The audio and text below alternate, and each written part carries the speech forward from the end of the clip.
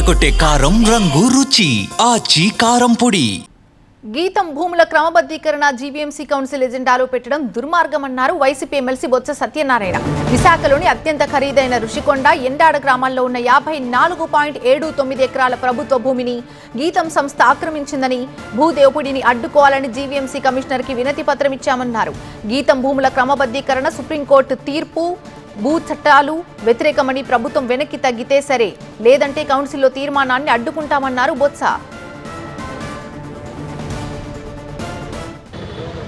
ఈ 54 ఎకరాలు 79 సెంట్లని రేపు ఎల్లుండి 35 కౌన్సిల్లో జరగబోతున్న కౌన్సిల్ సమావేశంలో ఎజెండాలో 15 అంశంగా పెట్టడం ఇది చాలా దుర్మార్గమైన చర్య. మా కార్పొరేటర్లు అందరూ కలిసి గౌరవ మేయర్ గారిని, గౌరవ కమిషనర్ గారిని, అలాగే రాష్ట్రంలో ఉన్న ప్రిన్సిపల్ సెక్రటరీ గారికి వినతి పత్రాన్ని ఇవాళ ఒక విజ్ఞాపన పత్రాన్ని ఇచ్చాం. దయచేసి ఈ భూదోపిడిని ఆపండి.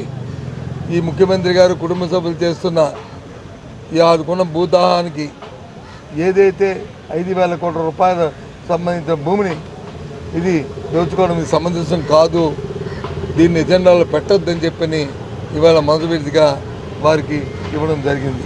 పట్టణంలో ఉన్న మేధావులు అందరూ కూడా కోరారు. సాక్షాత్తు మన సర్వీస్లో పనిచేస్తున్న రిటైర్డ్ ఐఏఎస్ ఆఫీసర్లు కూడా కోరారు. ఇది సుప్రీంకోర్టు జడ్జిమెంట్కి వ్యతిరేకంగా ఉందని చెప్పారు. దాంతోపాటు ఇది అన్యాయం అని చెప్పారు. ఇది చట్టానికి, భూ చట్టానికి వ్యతిరేకంగా ఉందని చెప్పారు. ఇలాంటి దోపిడీ ఎక్కడ కనీ విని చూడలేదని చెప్పారు.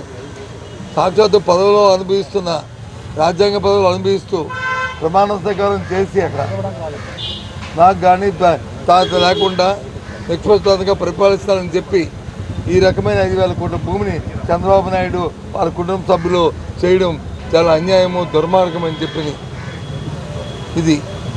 కాబట్టి ఇవాళ మొదటి విడతగా మేము ఇచ్చాం. ఇంకా రేపు వచ్చి సైట్ విజిట్ కూడా వెళ్తున్నాం. ఎల్లుండు మరి కౌన్సిల్లో వచ్చి మళ్ళీ దీన్ని రిట్రేట్ చేస్తాం, అడుగుతాం. వాళ్ళు కానీ దాన్ని చేసుకుంటే సరే, లేకపోతే కౌన్సిల్లో పోరాటం చేస్తాం. ఇంకా ముందుకెళ్తే దీని మీద కార్యాచరణ కూడా రూపొందిస్తాం.